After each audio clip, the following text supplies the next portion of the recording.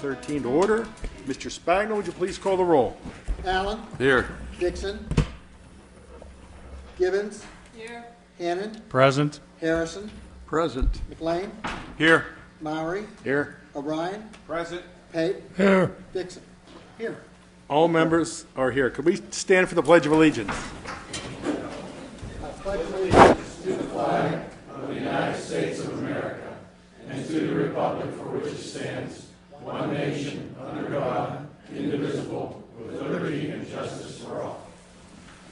I have a couple of chair announcements. Executive session of council was conducted on April 22nd, 2013 to discuss police personnel issues.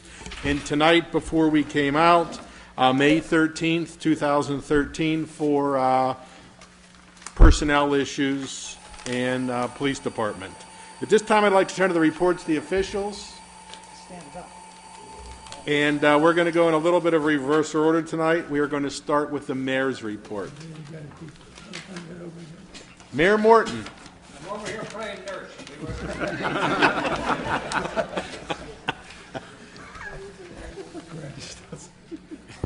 I'll make it last so long. So good to see all of you out here tonight. Is that all right? Okay, good.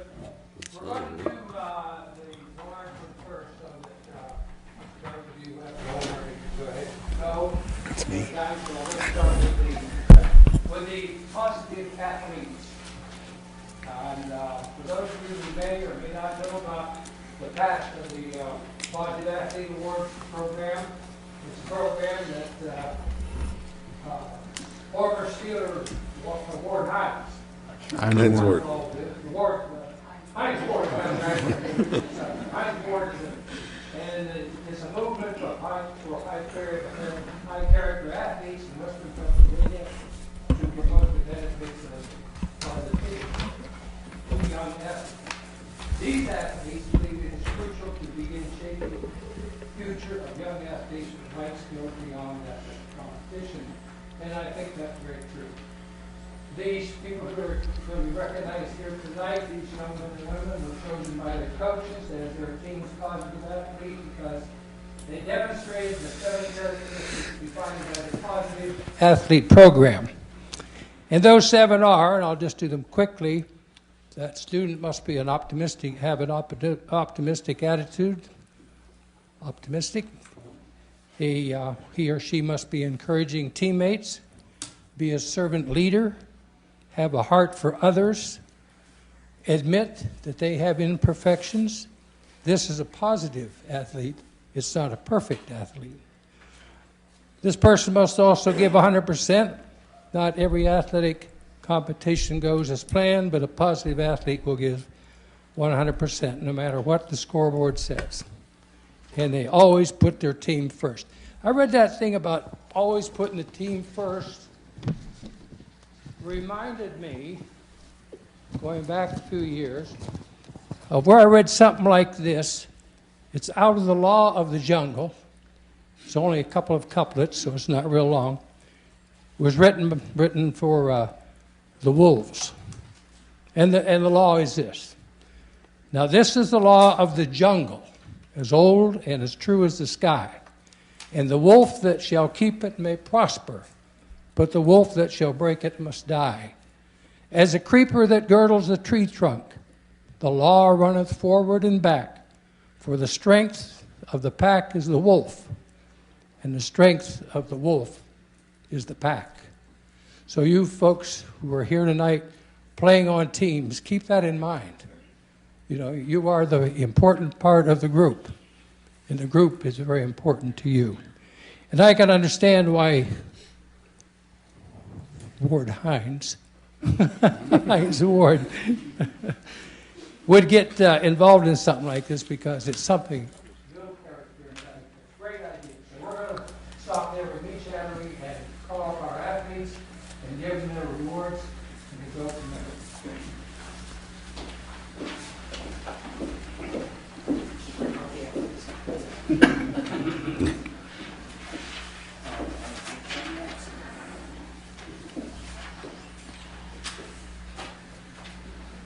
All right, we're going to call them all up here at one time, and then we're going to all the athletes are here tonight. Please come up here so the camera can see you and your grandma can see you at home.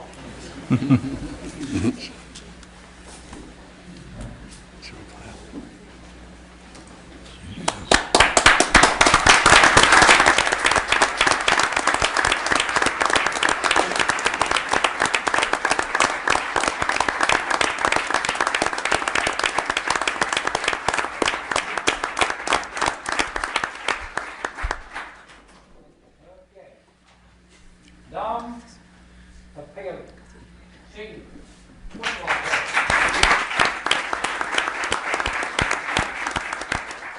Aaron Hedgeland, senior.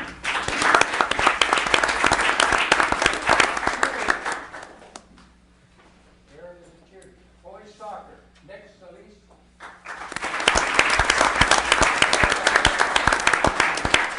Girls soccer, Sarah Bukowski.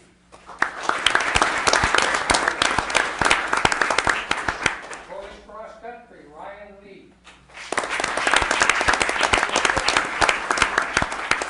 Girls cross country, Amanda Rochelle.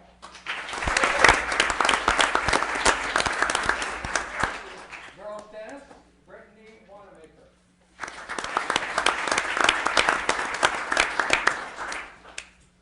Boys tennis, Carl Kroll.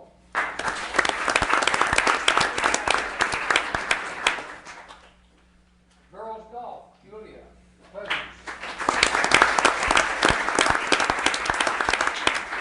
Boys golf, Cole Bertram.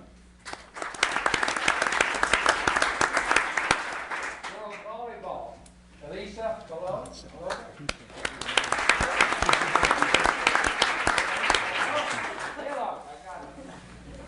Boys volleyball, Dan Burke.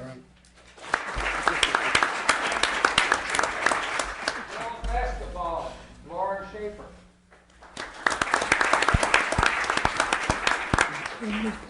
Boys basketball, Bobby Huntington. Yes, that. Wrestling, Alex Gates.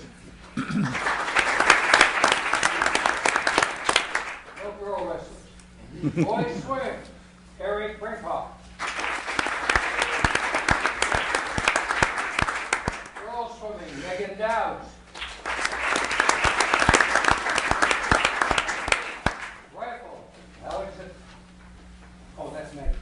Rifle, Alexander. Help me out, Alexander. How do you say your last name? Thank you. Baseball, Corey Nazier. Indoor track, Alexandra Stevenson. Outdoor track, Ross Martin, boys. Girls outdoor track, Heather Augenstein.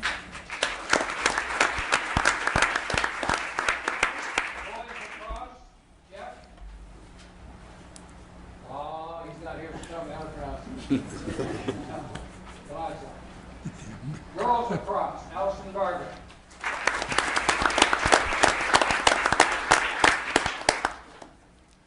Oh, do we have more? I think that's it? Oh, we have all on one page? Yes. Great, thank you, Tony. Thank you, students. Great job.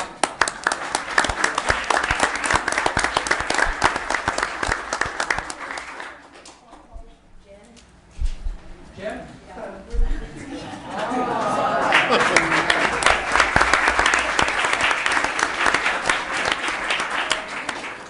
I probably couldn't say it, so I didn't talk.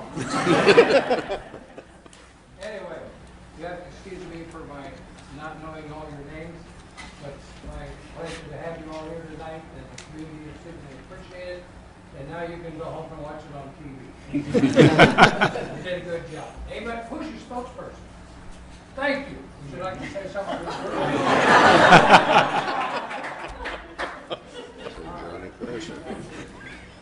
Anything else? You girls have anything else?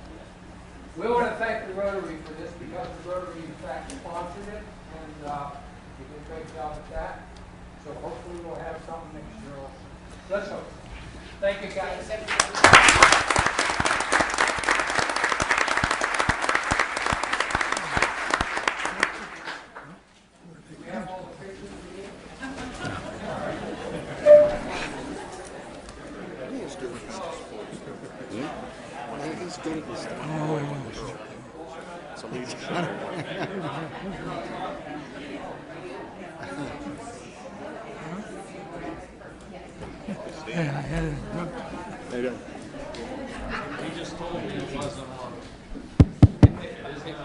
It may have been on. Is it?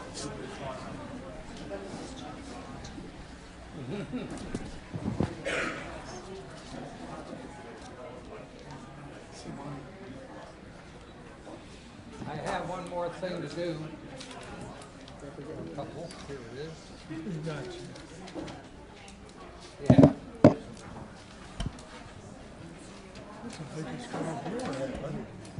What's that? Yeah.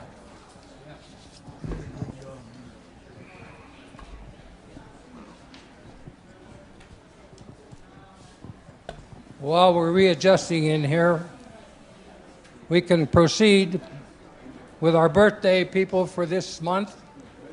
For those you who may not know, we got some shuffling going on. All right.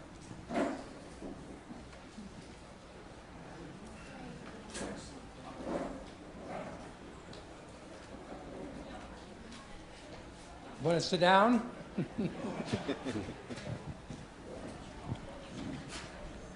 For those of you who may not know, we recognize 90-plus people every month on their birthday month. And for the month of May, we have 6 people that we're going to wish happy birthday to, starting with Barbara Sivitz. Barbara's 91 this year. Happy birthday to her. And Jean Smith is also 91. We wish her a happy birthday. Jane Boucher is 93. Happy birthday, Jane. Margaret Crilly is 96, as is Mary Connor. Happy birthday to both those ladies. And Clara Police is 98, and happy birthday to her. In addition to our reading their names and wishing them happy birthday, they get a birthday card from us. And every October we have a luncheon for them. So this is a great project, and people, these 90-some people, 90 years old, really appreciate the cards and the luncheon. So happy birthday to them. This is also EMS week, so we have to do a proclamation for the EMS people. We'll have to do one for the firemen sometime. Yeah, do a proclamation. That'd be great. Maybe we do that when we do the new building. How's that? Mm-hmm. Yeah, we'll work something out. This proclamation is presented the 13th day of May in 2013 by the Municipal Council and the Mayor to Tri-Community South Emergency Medical Service. Whereas the Emergency Medical Services, known as the EMS, is a vital public service, and whereas access to quality emergency care dramatically improves the survival recovery rate of those who experience sudden illness or injury.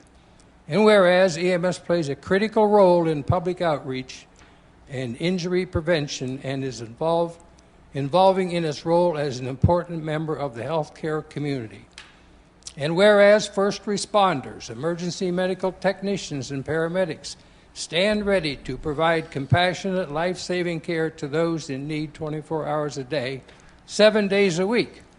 And whereas emergency medical responders are supported by emergency medical dispatchers, firefighters, you're there guys, law enforcement officers, educators, administrators, researchers, emergency nurses, emergency physicians, and others. And whereas the members of EMS teams, both career and volunteer, engage in thousands of hours of specialized training and continuing education to enhance their life-saving skills. And whereas it is appropriate to recognize the value and the accomplishments of EMS practitioners, in particular Tri-Community South, TCS, Director Nora Helfrich, and her dedicated and highly skilled team by designating Emergency Medical Services Week. Therefore, I, Clifford Morton, Mayor of the Municipality of Bethel Park, along with Timothy Murray, President of the Bethel Park Municipal Council, in recognition of this event, do hereby proclaim this week, May 19th through the 25th, 2013, as Emergency Medical Services Week, with the theme EMS, One Mission, One Team. And I encourage the community to observe this week with appropriate programs, ceremonies, and activities, and saying thank you, EMS. So this is given under my hand and seals of Mayor of Bethel Park this date. Okay, and I believe, Mr. Chairman, that's all I have tonight. Can you bring the EMS, have them come up and you can present them maybe? Oh, are they here? Yes. Oh. Everybody come up. I beg your pardon, guys.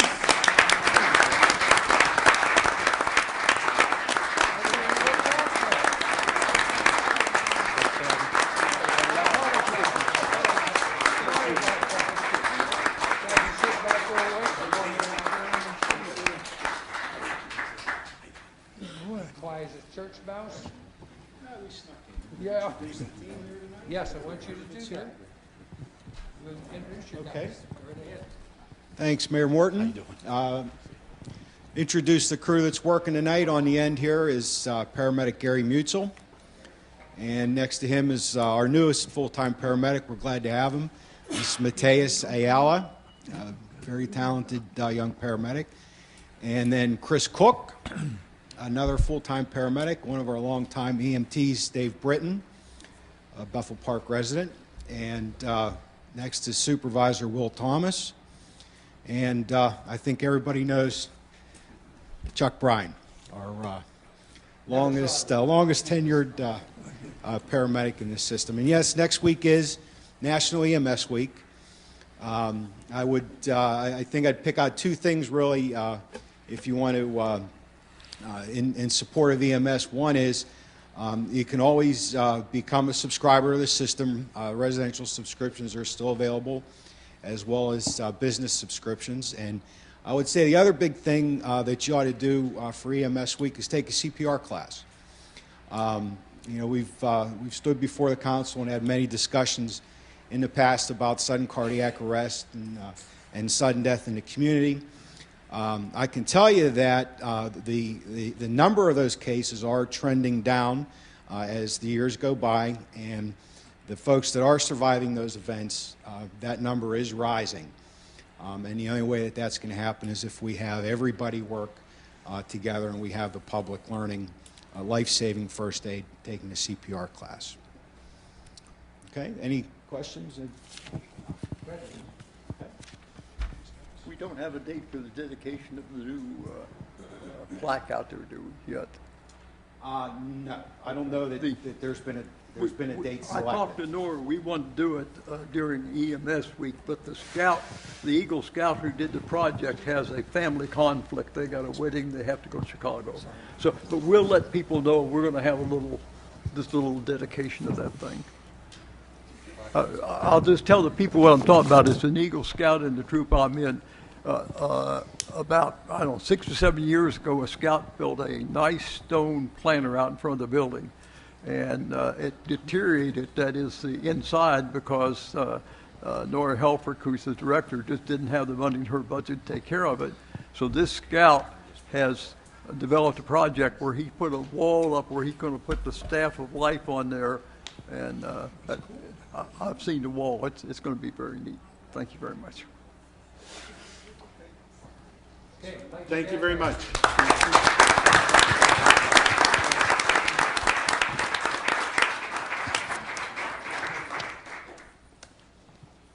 Okay, if we can now turn to the library director's report. You get the stick. Yeah.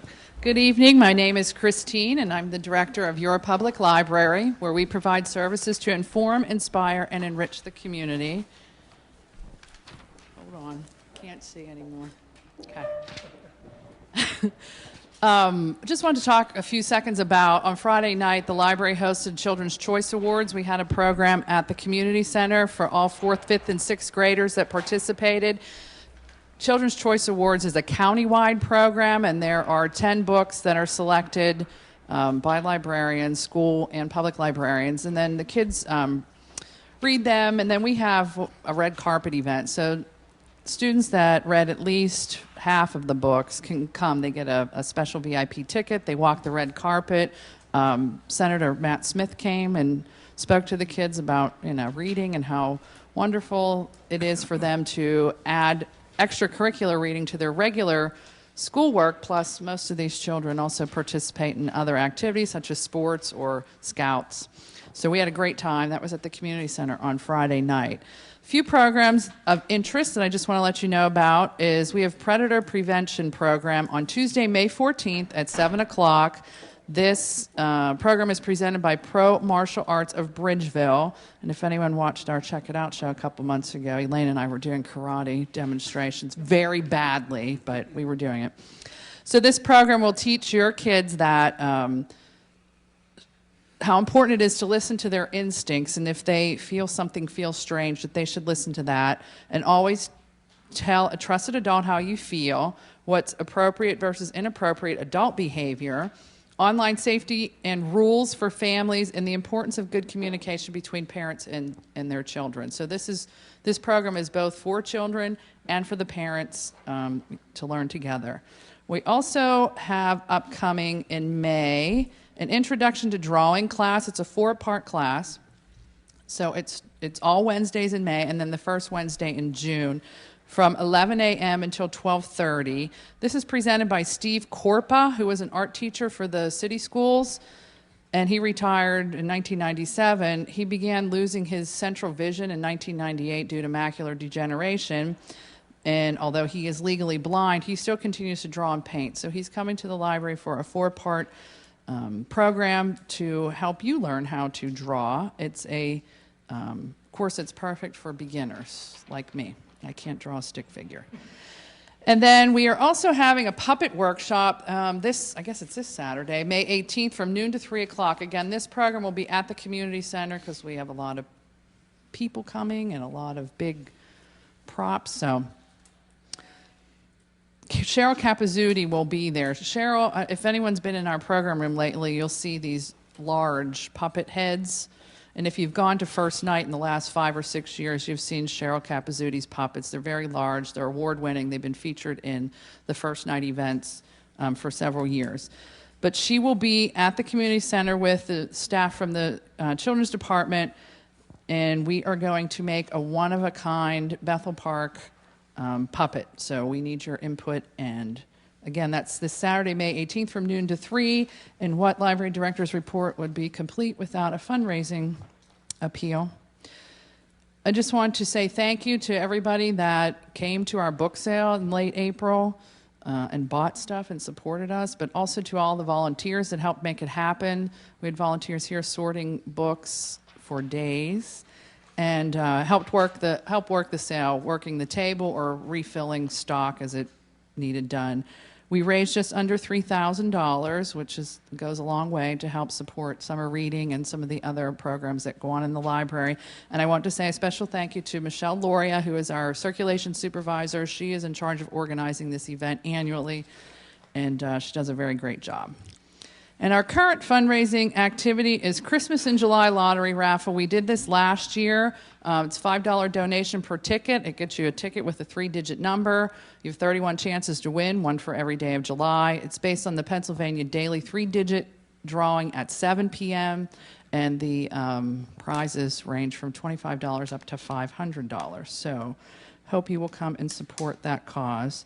If you want more information on these or the many other programs and services that we offer at the library, you can visit our website at bethelparklibrary.org. Any questions? Any questions? Mr. Harrison was in to check on our fish, and he'll tell you they are doing very well. They're doing fine. Yeah, he was sticking his hand in the tank to see if our security cameras were working. Thank you. Thank you very much. And can we turn to the police chief's report? And Chief Mackey.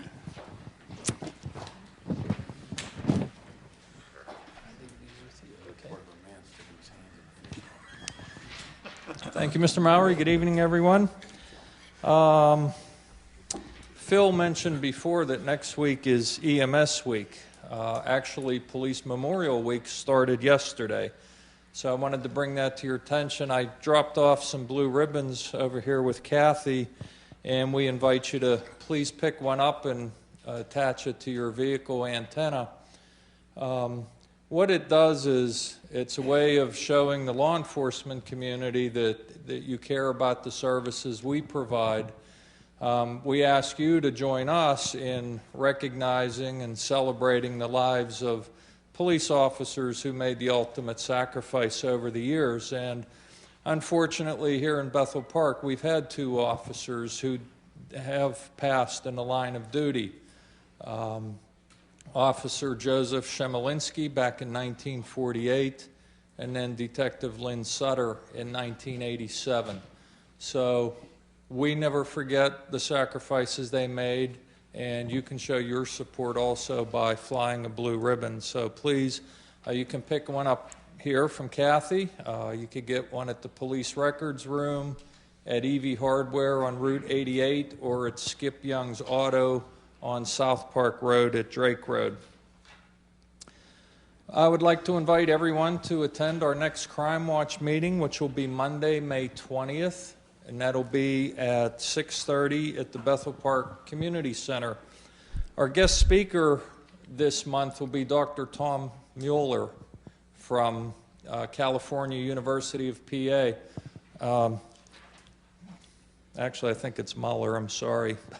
But he is he's going to be our guest speaker. He actually approached the police department a few years ago with a crime mapping project that he had his students involved in. And what we do is we provide all the statistics from Bethel Park, and the students will do crime mapping. You may, is that for me, Carl? Okay. Then I'll continue.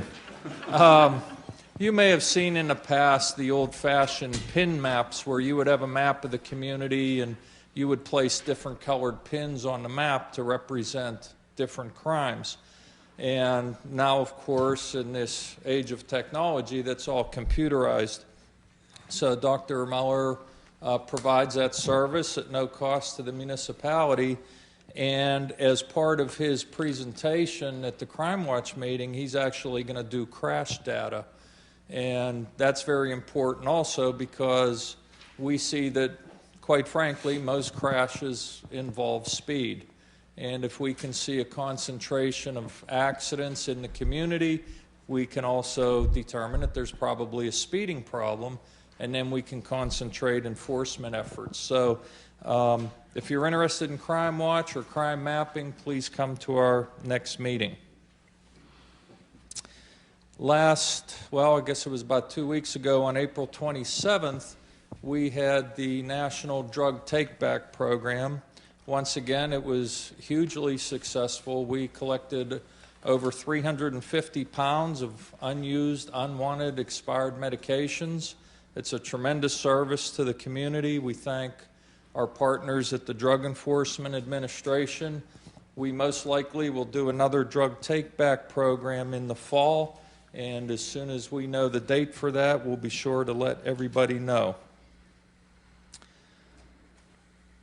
Another thing I wanted to touch on briefly tonight is everybody obviously is aware of the tragedy that occurred in Boston a few weeks ago.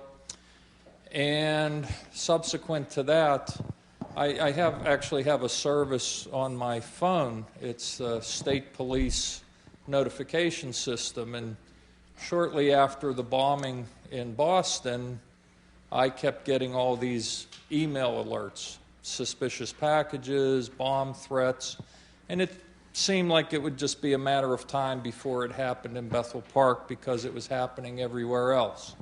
And then sure enough, on a particular evening, we didn't have a bomb threat at South Hills Village, but we did respond to an incident up there where an individual had made reference to the Boston bombings and the fact that he possessed the same materials that were used there. And I bring it up because we had 2 very alert citizens who heard something that shouldn't have been said. They were very observant. It caused alarm, and they called the police. They did the right thing. And the reason I bring it up is just to remind the citizens to be vigilant, to report things that don't seem right to you. You know, it's one of our senses. When it doesn't look right or doesn't sound right, chances are it's not. And we encourage you to please call the police when you see or hear things that just aren't right. You can call us at our emergency number, 412-833-2000, or if you don't want to leave your name, you can always call our anonymous tips line. However, just be aware that that call will only be seen during regular business hours, and that number is 412-851-2773. And the last item I had this evening is I've spoken at several council meetings, and I talked about our child identification program that we provide for school-age children here in Bethel Park. And I brought a sample of the card. I know you're not going to be able to see it too well, but what it is, it has the name, some physical description of the student, and then on the back there's a right thumbprint. And these are very important if we ever get that call for a missing child. We do several programs a year where we provide child identifications for the children.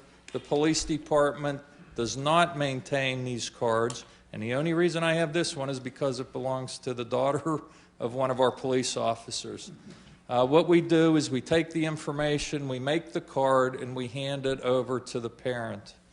And this is for your records. This is in case that unfortunate incident occurs where your child goes missing, then the police have the information we need to act upon. These things cost money, and we always look for sponsors. And I'm very happy to say tonight we have a sponsor, and I'm going to ask Ms. Cindy Cooney to please step forward, because I believe she has a presentation for us. Okay. Thanks, Chief. I have a check for you from the Murdoch family and from South Park Shops. Obviously, the Murdochs could not be here in person, so they asked me to come. It's through the Bethel Park Community Foundation. They have a fund set up, and every year they give X number of dollars to what they consider to be a worthy cause. So, and again, I must thank the police, the fire, and the EMS. We have such a wonderful partnership at South Park Shops with all of you. We could not be as successful as we are without your help and your support. So on behalf of all the merchants and the Murdochs, I thank you very much for being so dedicated to our community. Thank you very much. You keep our shoppers safe. You keep our visitors safe. So thank you very much. So for your ID card program, I have a check for $2,000. Thank you.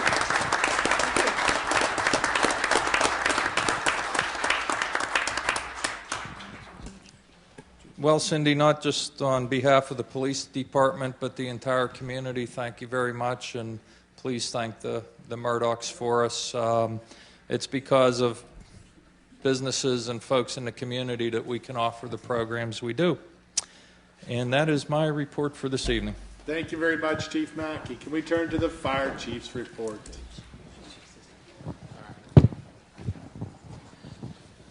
Good evening. My name is Dave Gerber. I'm the fire chief for the Bethel Park Volunteer Fire Company. I'm here to give you the fire chief's report for the month of April. In April, the Bethel Park Volunteer Fire Company ran 34 calls. That included 3 structure fires, 1 good intent call, 8 hazardous conditions, 2 rescue calls, 1 weather incident, and 19 false alarms, for a total of 34 calls for the month of April. I'm going to make my presentation real quick. Here I got one thing to bring up, and then President Jeff Pritchard, the president of the fire department, has a few things he would like to bring up. We are going to have an open house this coming Sunday, which is going to be May 19th, down at the Brightwood Fire Station here on Brightwood Road. It'll be from 12 noon to 4 p.m. Everybody's welcome to stop on down. You can come down and meet Sparky the dog, our mascot, where the fire truck's at for the kids to climb in, climb all over. There'll be free hot dogs and drinks.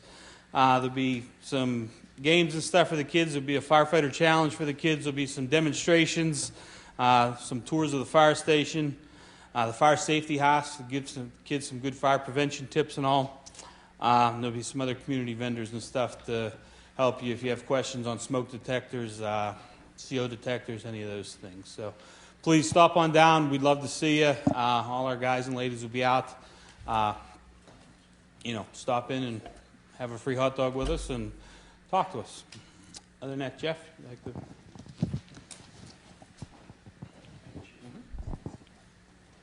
Good evening. My name is Jeff Pritchard, and I am the president of the Bethel Park Volunteer Fire Company. As many of you may already know, we've embarked on a journey to change the way we perform our day-to-day business. Over the years that we've asked for your donations, our message has always been consistent and straightforward that we run our fire company off of the donations from the residents and the businesses in the community. Several years ago, we recognized a trend that donations were decreasing and not keeping up with the expenses to operate the fire company.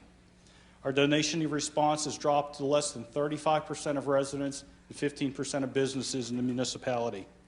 Another major concern at that time was our Brightwood Fire Station was deteriorating rapidly and in need of desperate repair or replacement. With inflation rising and the fire station needing to be replaced, we had to look for an alternative method to fund the operation of the fire company. Our leadership spent countless hours in meetings reviewing every alternative to keep the fire company financially sound and to determine how we were going to build a new fire station.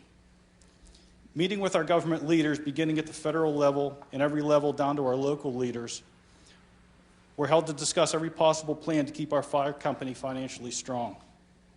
Our federal, state, and county leaders met with us and discussed our dilemma. However, their final comments were always the same, and that this was something that had to be funded at the local level.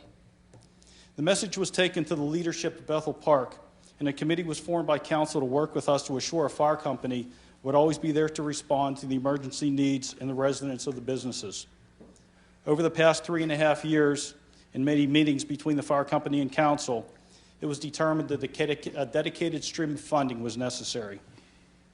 Municipal council worked with us to develop a long-term financial plan, with the final outcome being the creation of a referendum which would give the people of Bethel Park the opportunity to vote on either providing dedicated support for the fire company or to defeat the referendum, risking the fact that a volunteer fire company may cease to exist. Should the latter be the case, the municipal council would be left with one option for providing emergency fire service, that being the creation of a paid fire department. However, this option would create additional expense for the municipality and the residents and businesses of Bethel Park.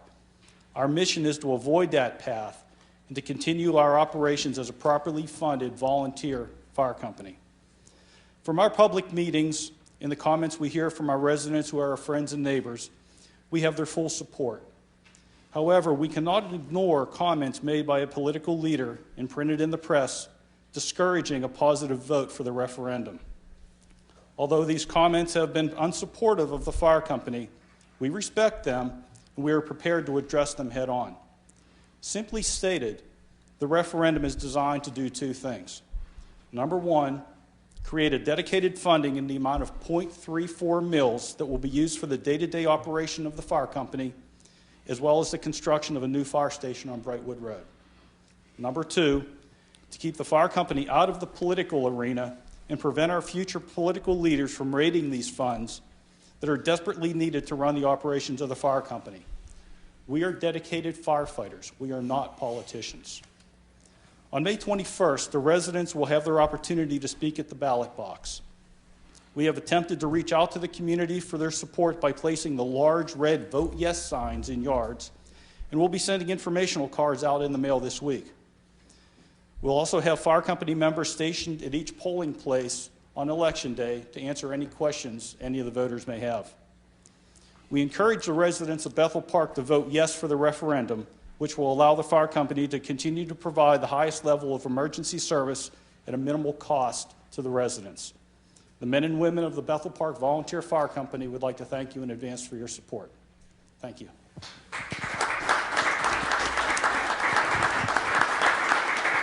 And with that, that's all we have tonight, sir. Okay. Thank you, Chief. Okay. Mr. Meyer. Yeah, I just want to make a few comments. I guess now is the time to be appropriate from the municipal side. I think we talked about the upcoming election on May 21st, and The number of people I've talked to had a lot of questions, which is really healthy, I think, for the community. Just to go over some of the issues or some of the things that we talked about.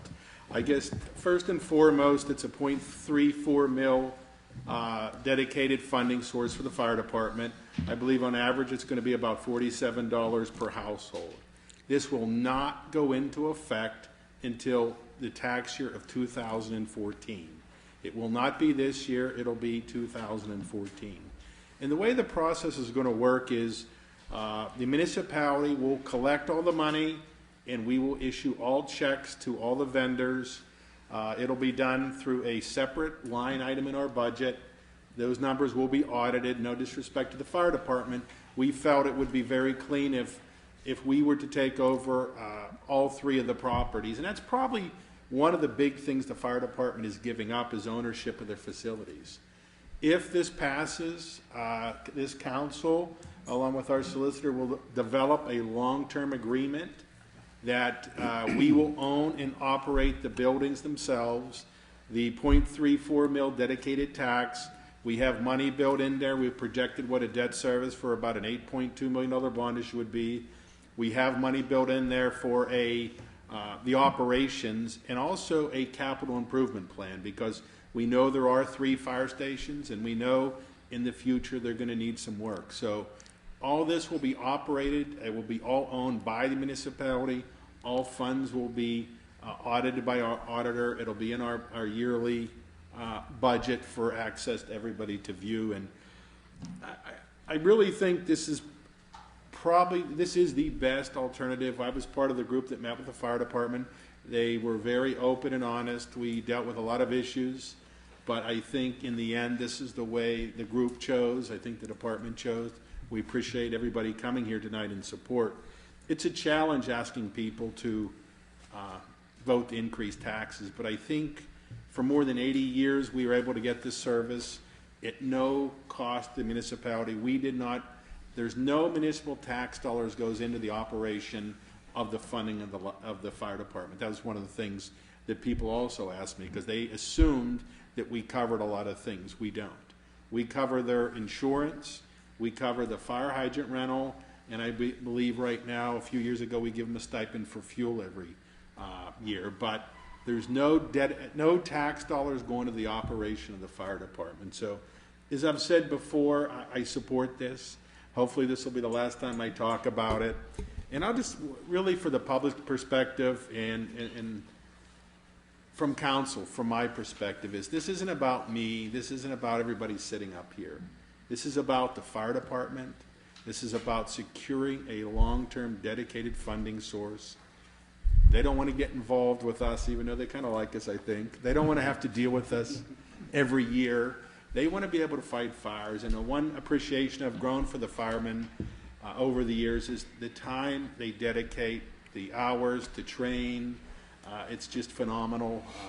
160, 180 hours your first year, the number of calls you have to be on, the number of training you have to go to. It's truly astounding that we get this service today and for the last 80 plus years at no cost to the taxpayers. So in conclusion, I am going to be voting yes, and I would ask the residents of the community also support the fire department and vote yes. Thank you. Thank you, Mr. Murray. Mr. Allen? Mr. McLean. Thank you. I'd like to echo some of the things that Mr. Mowry just said, but I want to mention as well, there's a very important vote in this town next Tuesday on this referendum. And I want to just address it briefly on the assumption that people are not interested in our rhetoric that we sometimes exchange up here. They're actually interested in the issues. And as I've been saying for the past couple months, it's those people I want to address these comments to, because I believe that there are people who really want to think about this and consider the arguments for it and the arguments against it, and they want to make up their mind when they go to vote. I'm going to be voting yes in favor of this referendum, and I want to explain why that is. Here, in my view, is the situation. We have a volunteer fire company that has been providing services for 85 years. They have a facility that has reached a point where it needs to be addressed. They have come to us asking for help. As you heard, all other sources of potential help to them have not resulted in anything they're able to do. So they've come to us for help. But here in my summary are the 5 reasons why this referendum should be supported by everyone. Number 1, it's necessary. The fire company cannot do this on its own. It can no longer think about putting in a new fire hall facility on the basis of the contributions that it's been receiving. 2, it's equitable. And what I mean by that is this referendum, if it passes, will result in all properties in Bethel Park contributing to the fire protection that they receive, residential and commercial. Up till now, it's been the contributions of a few that have benefited everyone. But this will now be equitable because all properties will pay. The third is that the assessment being made here, the .34 mils, is fair and limited. And what I mean by that is if you own a home that's worth $100,000 or property that's worth $100,000, you should be paying $34 a year for the fire protection that you have the benefit of. It's also limited because it's specifically targeted to what we need to do in order to provide for the facilities. Nothing more and nothing less. And the way the referendum will work, because it's going into the Home Rule Charter, it'll be .34 mils year in and year out until the people decide that they want to change it. But it'll be predictable. That's my 4th reason, is it's very transparent. Everybody will see it. They will know it's .34 mils, and they will know that that's what it's going to be every year. The 5th reason I like the referendum is it's going to be a decision of the people. It's not going to be a 5-4 vote or some people up here on council telling them you're going to pay this year and this and that next year. It's going to be the people of Bethel Park making this decision. Now, there have been some arguments made against the referendum, and I want to address those because, in fairness, they should be addressed. The first argument we heard was that council's adoption of the ordinance in February was improper or shouldn't have permitted this referendum to be placed on the ballot. Basically, the argument was we passed an ordinance in February. Our ordinances are not supposed to be effective for 30 days, so that meant March. And even though this isn't going on the ballot until May, we had to go to the county to tell them we would like this referendum placed on the ballot. I'm going to allow that that was a fair question when it was raised. It was an okay question to say, what about the fact that our ordinances are not effective for 30 days? But what we did as a municipality council, we went first to our solicitor, asked him that question, asked him to research it. He provided us an answer. And then we went to Allegheny County and asked them, and they provided us with an answer. So it was a fair question, but it's been answered. And the result of it is that this will be on the ballot in May. The other argument you've heard is that this particular financing, if you want to think of it that way, for the new fire hall shouldn't be done through the Home Rule Charter. Well, last meeting I talked about how there are other statutes in place for forms of government that have exactly these kinds of provisions in them. But really what we're talking about is the fact that when we decided to become a home rule community a generation ago, it meant that we, the people of Bethel Park, get to decide the form of government we want to have. And if the people decide that for this particular reason, for financing the facilities that the fire company is going to have, we want to have a dedicated tax, we can do that. And the people will get to decide it. The third reason I've heard is that, well, it's going to be hard to change it because it's going to require a vote of the people if you ever want to change it from the .34 mils. The response to that argument is that's exactly right. And as you've heard the fire company explain, they aren't prepared to turn over their property and facilities to us unless they know that that dedicated source of the funding is going to be there. So the answer to that is that's exactly right. It's going to take another referendum to change it, but that's the way we want it because it allows us to have the predictable funding. So for all those reasons, when I consider the positives and I listen to and consider the arguments against it, I come out in favor of the referendum. And as Mr. Mowry indicated, this is the way we're going to be able to move forward from this point in time to continue to have a volunteer fire company in Bethel Park. If we don't do this, then we will have to consider other alternatives that will be a paid fire company instead of a volunteer fire company and a lot more expensive. So for all those reasons, I'm voting yes, and I encourage everyone in Bethel Park to do the same. Thank you. Thank you, Mr. McLean. Mr. Murray? Mr. Allen. I just wanted to touch on one item, and Mr. Pritchard mentioned it, and that was he wanted to make sure that there would be no politics in this. We could have actually had a vote and raised the taxes 0.34 mils, and that would have been said and done. But the problem is, when we do that, over the years, we don't know what the future is going to bring. And we don't want to be in the position that 5 years from now would have to go back to the fire company and say, look, we just can't give you 0.34 mils. We're going to have to cut it down to 0.25, 0.24. That's where the politics comes in. By putting it to a vote on a referendum, this secures the total future of the fire company, and that's why we went, that's why the majority council went this route as opposed to saying, let's just raise the taxes and be done with it. So this actually gives protection, no matter who's sitting up here in 10, 15, 20 years, it goes back to the people to change it, and that's exactly what it needs to be. So personally, based on those facts and the facts that Mr. McLean said, I certainly support this 100% also. Thank you, Mr. Allen. Are there any other discussions? Mr. Chairman. Mr. O'Brien. I guess around 10 years ago, I was asked and very honored to do and participate in the 75th anniversary, and with Dave Cable and members of the fire department. And I just happened to be the narrator of the program. And reviewing the history when you do something like that, I really wasn't going to speak tonight, but it just brought it to my mind. 85 years ago, as Mr. McLean said, there was a real tragedy in this town. This town didn't have a fire department. It was a group of individuals that stood tall and stepped forward to create a fire department. They knew what was the right thing to do, and they were bold, they were proud, and they stepped forward. So I want to be remembered at this point in time to be bold, to be proud, and know what the right thing is to do.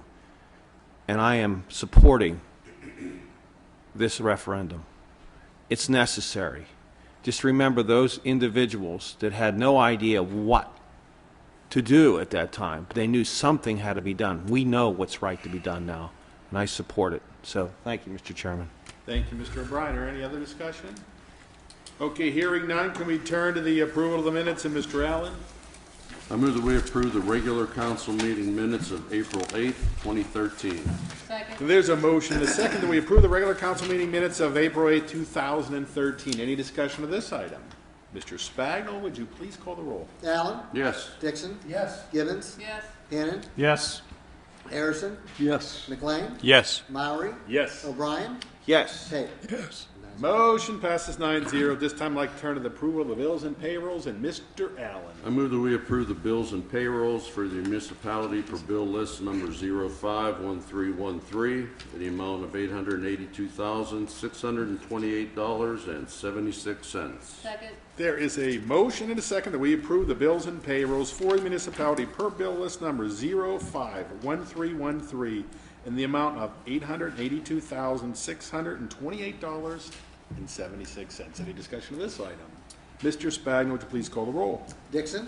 Yes. Gibbons? Yes. Hannon? Yes. Harrison? Yes. McLean? Yes. Mowry? Yes. O'Brien? Yes. Tate? Yes. Allen? Yes.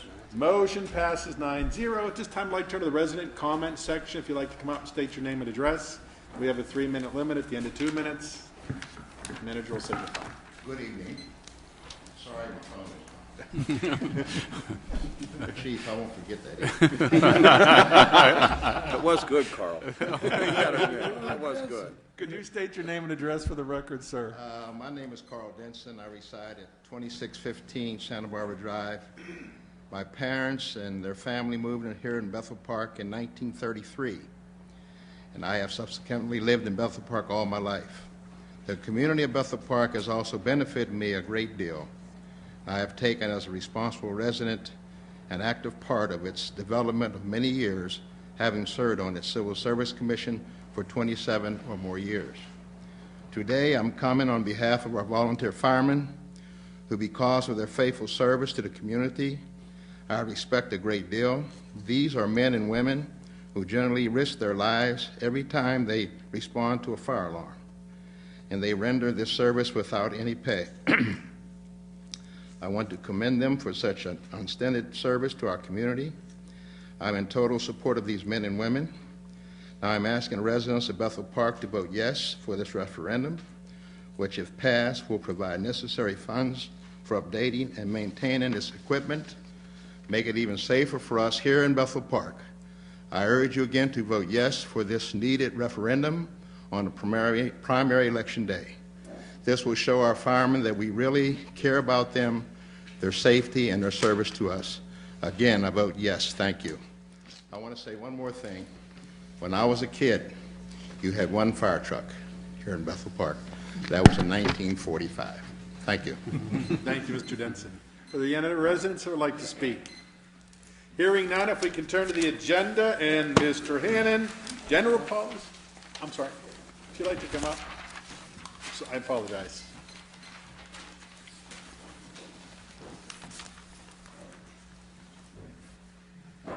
My name is David DeHaven. I reside at 2648 Milford Drive, and I have a question for the council, if that's okay. Is it okay? I'd like to know if council has ever approved PA systems at Little League baseball games. I would say... Have they approved PA systems for the Bethel Baseball Association or any other Little League baseball team or government entity? I will say no. Okay, that's all I need. Thank you. Thank you. Are there other residents that would like to speak? Hearing none, can we turn into general policy and finance and Mr. Hannon, and we have no residents signed up to speak. The only item this evening, Mr. President, is a resolution in support for the Bethel Park Volunteer Fire Company. I move that we adopt a resolution of support for the Bethel Park Volunteer Fire Company. Second. There is a motion and a second that we adopt a resolution of support for the Bethel Park Volunteer Fire Department. Any discussion of this item? Mr. Maury. Mr. Harrison. About 3 weeks ago, Mr. Pritchard, president of the fire company, and I had a rather extensive conversation, which I thought was congenial, where he expressed the concern. I'll just summarize it. The concern that although I say I'm in support of the fire company, my demeanor or actions or whatever seem to project the image that that's not true.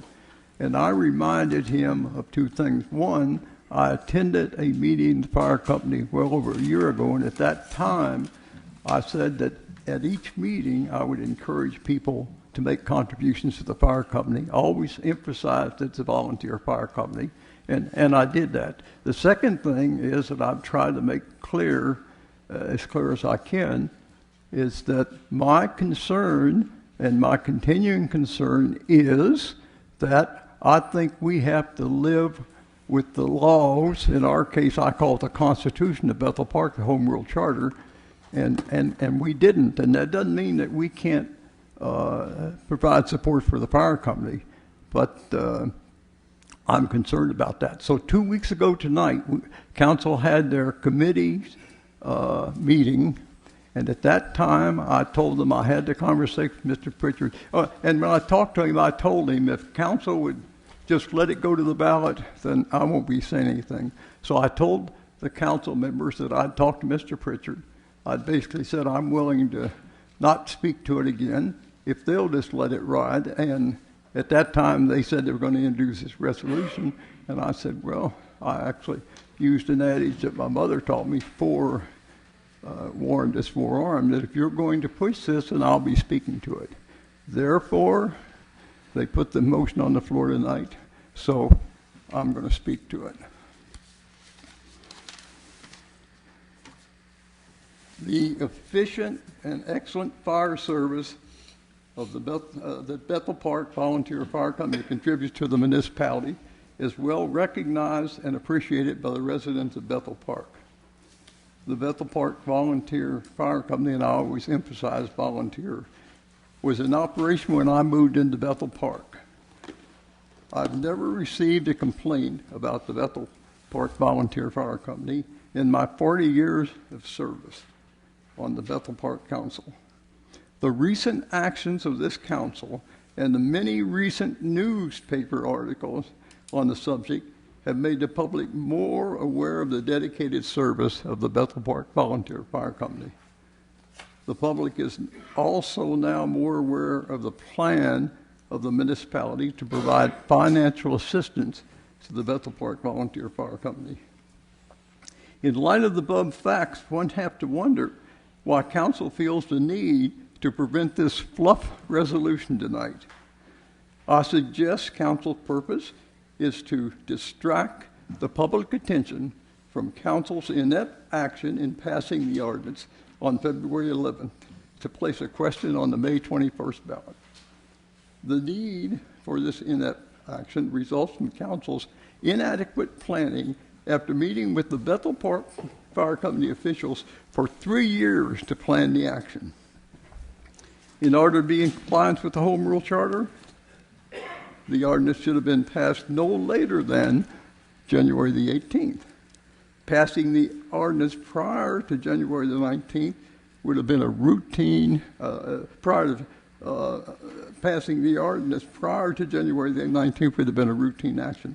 Passing the ordinance on February 11th was done with pompous foreknowledge and disdain for the Home Rule Charter and the interest of the public. Two facts support this claim. On February 11th, Mr. Maury displayed for the camera that he had brought to the meeting a copy of the Home Rule Charter for Mr. McTiernan. An unusual event, as if Mr. McTiernan needed to have somebody present the Home Rule Charter to him. Also, the passage of the ordinance resulted in what I call a Philadelphia lawyer-like ruling from Mr. McTiernan to allow the question to appear on the May 21st ballot.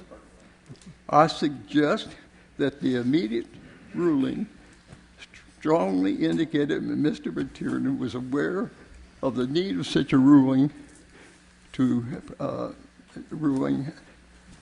prior to the council action. This indicates his foreknowledge of the violation of the Home Rule Charter. In my 40 years on council, I don't remember an incident where the lawyer was asked to make a legal ruling on the floor at the time an ordinance was passed by council. One would think at my age I wouldn't be so naive.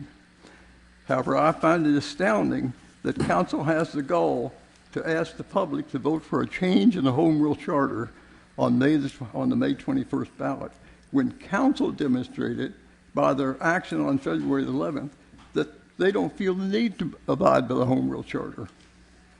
Council violated the Constitution, the Home Rule Charter of Bethel Park, that became effective in January 1978. The Home Rule Charter specifies that an ordinance passed by council does not become effective for 30 days after passage. In this case, the effective date of the February ordinance is March 13th. The Election Bureau required a request for a question on the May 21st ballot to be submitted by February the 19th. The ineffective ordinance was submitted to the Election Bureau on February the 13th by Mr. McTiernan. This is 28 days prior to the ordinance becoming effective. Many Bethel Park residents have expressed concern about the federal elected officials ignoring the federal Constitution almost on a daily basis. The concern of these Bethel Park residents is their local elected officials are guilty of violating our Constitution, the Home Rule Charter. This generates consternation for them relative to the ballot question. They favor providing the necessary financial assistance to the Bethel Park Volunteer Fire Company, and every single person I've talked to profess that they are contributors, but they have this concern, but do not want to support action by their local government by ignoring the effective date of the ordinance specified in the Home Rule Charter. I've had conversation with many residents over the last 3 months relative to the ballot voting. Of the people who contact me, the gist of the conversation is that they are in favor of providing support for the Bethel Park Fire Company if needed, but they oppose the violation of the Home Rule Charter. They are aware that the support for the Bethel Park Volunteer Fire Company can be and surely will be provided without violating the Home Rule Charter. Many of these residents will vote no on the ballot question. If the question fails to get the majority of votes, these residents want everyone to understand that they are not voting against the support of the Bethel Park Fire Company, but are voting against the unnecessary violation of the Constitution of Bethel Park, the Home Rule Charter by Council. Thank you. Thank you, Mr. Harrison. Mr. Allen. Mr. Hannan. I think you can just see why we're doing what we're doing. Plain and simple. Mr. Harrison thinks he has a technicality. He thinks he knows the law. We have our lawyer who we pay to represent the town, provide an opinion. The County Elections Bureau, which could reject putting anything on the ballot. Everything's in order with us, but everything's not in order with Dawn. I think I've had the honor of serving on the subcommittee of council, working with the fire department for the last 3+ years. And I think I've learned a lot. I think I have a lot of admiration for the guys who put their life on the line every time the bell rings. And I'm just going to support the vote on Election Day, and hope everybody, and I'm telling everybody that I know to support it. Thank you very much. Thank you, Mr. Hannan. Mr. Pate. I can't concur more with all this you're hearing this evening. This man, I nicknamed him Dr. No, because everything's no, no, no. He took off on his solicitor one night here, and he's a Harvard graduate. Been there for years, hasn't lost a case yet for us. Yet, the sidewalk attorney comes at him. All he talks about, the Home Rule Charter, this and that. I'm going to tell you, believe me when I tell you, I've known this council as long as him. This man, I don't know how we take it, it's every month the same story, same story. In my opinion, what you people have done all these years is fantastic. And they should be applauding you, not him. He's the type of guy, he'll take a screwdriver and drive you as far in the ground as he can get you. It's sickening. We got to put up with this. I very seldom come out like this, but believe me, I'm fed up with it, and I wish you'd wise up. Thank you, Mr. Pate. Mr. Mowry. Okay, kind of don't know where to begin here, but I'll try to be brief. Majority of what Mr. Harrison said tonight and in the past is simply not true. He likes to cast a shadow of a doubt on the question where, number one, Mr. Harrison, I did not bring a copy of the Home Rule Charter. You can check the minutes, Mr. Harrison. You can check the video. You're incorrect yet again. The reason why the solicitor was prepared to discuss it because we followed his direction from day one. And when we asked him back in October, November to look into this, he brought all this information to this council, including Mr. Harrison. And we followed the direction of our solicitor. So that's where we came up with the plan of attack. Now, you would think this would be important or be relevant to the item in front of us. And once again, it is not. Mr. Harrison is talking about the referendum question. And I will read into the minutes the resolution that we have before us. Then I'll let the public decide on Mr. Harrison and why he would make these comments. It's a resolution of Municipality of Bethel Park, Allegheny County, Pennsylvania, in support of the Bethel Park Volunteer Fire Department. Whereas the Bethel Park Volunteer Fire Department began over 80 years ago when 11 residents of Bethel Park decided that their homes and their community in general needed protection from fires.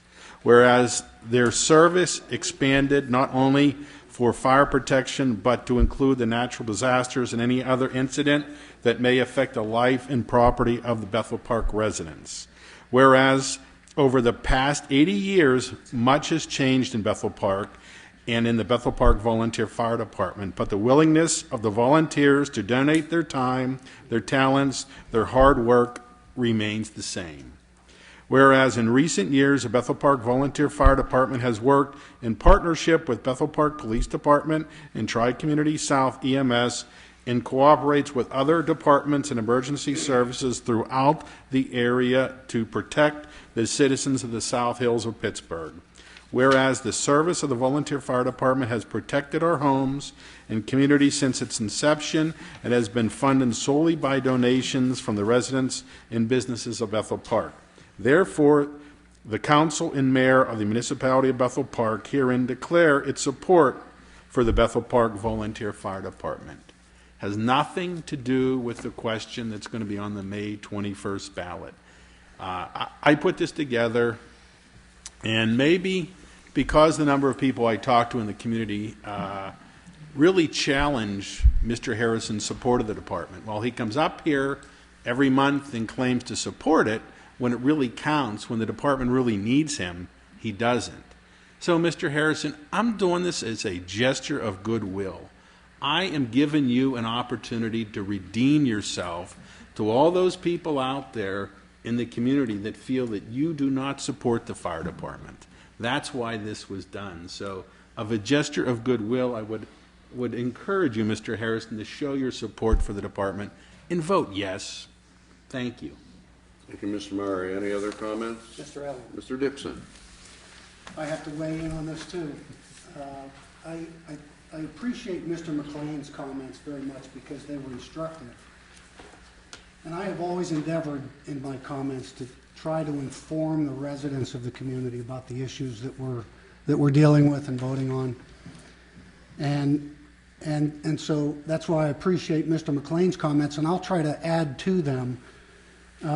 But first I have to say Mr. Pape was right on the money when he referred to Mr. Harrison as Dr. No. One of the first things I learned when I became a councilman was that Don votes no on everything except the motion to adjourn.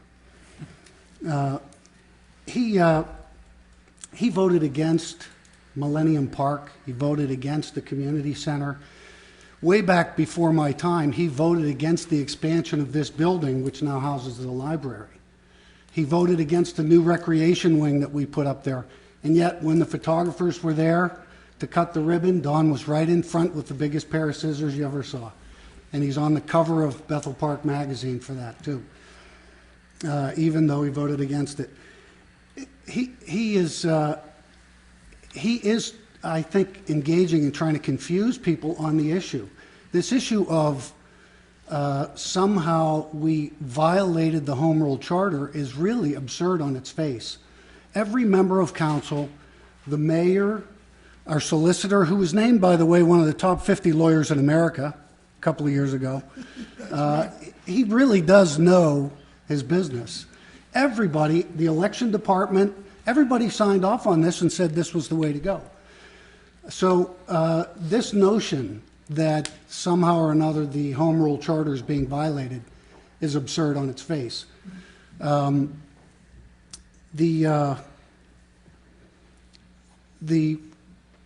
The referendum is not a tax increase. It's a question to the citizens of Bethel Park, to the voters, to allow the voters to decide.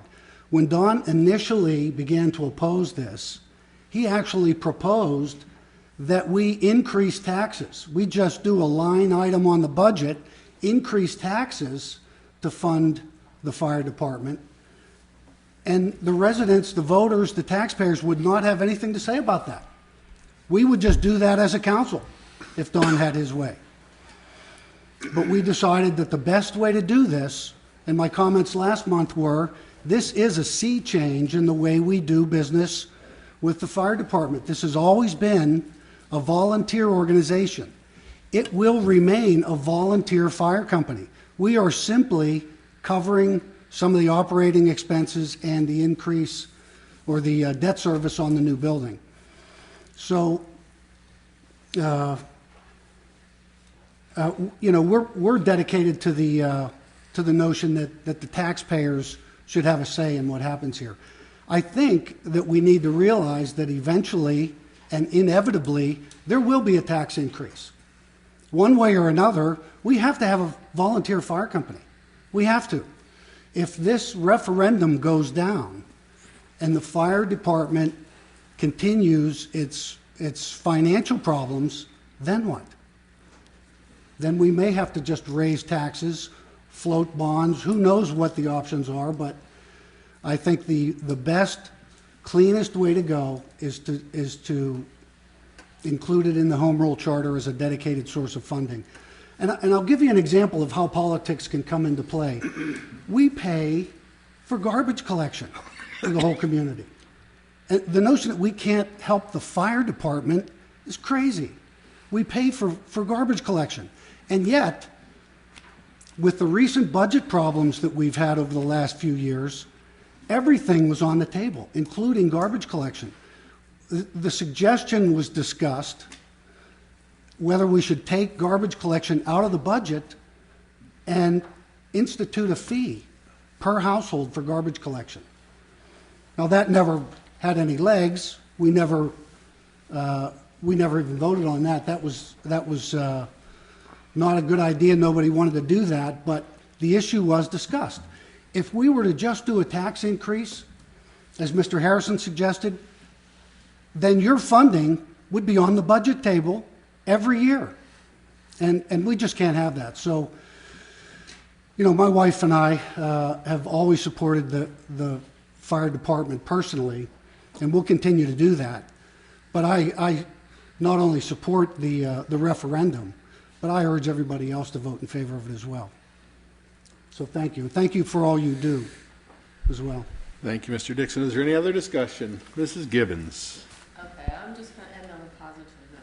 I just want to say that I support the fire department, and I think a yes vote will support the fire department from the public. So that is my recommendation. Thank you. Thank you very much. Is there any other discussion? Mr. Chairman? Mr. O'Brien. I am honored that we are going to include the fire department in our Constitution, where they should be. Today is May 13th, Monday. Election Day is Tuesday, the 21st. Be there for your vote and let it be heard. Thank you, Mr. Mayor. Thank you, Mr. O'Brien. Any other discussion? Hearing none, Mr. Spagnol, would please call the roll. Hannon. Yes. Harrison. I appreciate Mr. Murray's kind gesture, but I vote no. McLean. Yes. Mowry. I tried. Yes. O'Brien. Yes. Pate. Yes, by all means. Allen. Yes. Dixon. Yes. Gibbons. Yes. The resolution to support of the Bethel Park Volunteer Fire Department passes 8-1. Mr. Hannon. We have no further agenda items on our general policy and finance, Mr. President. Thank you, Mr. Hannon. Are there any additional items? Hearing none, can we turn to planning and zoning and Mr. Dixon? Thank you, sir. We have one item under planning and zoning, and that is a resolution, Millennium Woods Sewage Facilities Planning Module.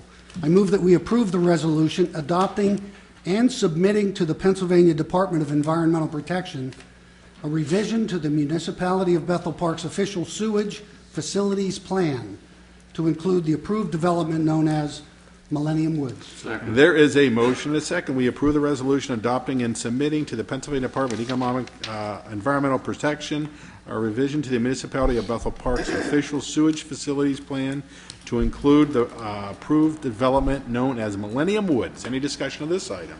Mr. Spagnol, would you please call the roll? Harrison. I hate to disappoint Mr. Dixon, but I vote yes. McLean. Yes. Mowry. For the record, yes. O'Brien. Yes. Pate. Yes. Allen. Yep. Dixon. I'm stunned, but I'll vote yes. Yes. Gibson. Gibbons. Sorry. Yes. Gibbons. Doctor, no vote no. Hannon. Yes. Excuse me, Lord. Okay, motion passes 9-0. Mr. Dixon. That's all I got. Thank you, Mr. Dixon. Any additional items? Hearing none, can we turn to health, safety, and welfare? Mr. McLean. We have no agenda items this evening. Thank you, Mr. McLean. I have one additional item. Mr. McLean. I just wanted to mention, and I didn't plan this, I was going to say this weeks ago when I first found out about it. I didn't plan it for this evening, but we up here have always been very appreciative of the services that Mr. McTiernan has provided to us over the years. He's been a solicitor here for many, many, many years, and we've come to rely a lot on his counsel and advice. And we've always known of his credentials and his qualifications by observing them. But I wanted to just let everyone know that recently it was announced once again that Mr. McTiernan was named one of the 2013 Best Lawyers of the Year for the Pittsburgh area, and specifically in the area of municipal law. And to put that in perspective, there are over 7,000 lawyers in Allegheny County. Only 7 of them received an honor in the area of municipal law, and Mr. McTiernan, this isn't the first time, received that honor again. So I wanted to thank Mr. McTiernan for his years of service, but congratulate him.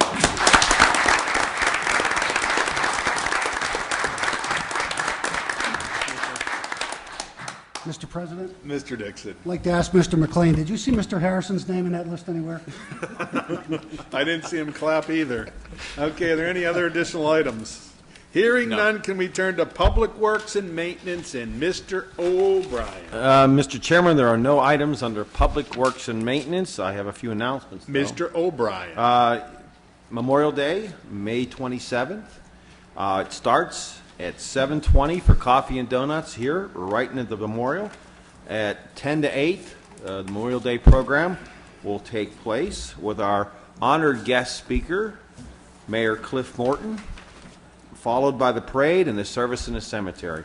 We ask everyone to come out and support your veterans in this great day of remembrance and memorial for our veterans who have served and who have lost their lives. Also, this month is May, and you'll notice the flags in the plaza and in the Veterans Memorial are in honor of the Merchant Marine's birthday, and Brooks Bebop would be very pleased with that. So that's all I have, Mr. Chairman. Thank you, Mr. O'Brien. Are there any additional items? Move we adjourn. Second. All in favor? Aye. Meeting adjourned. Good night, everyone.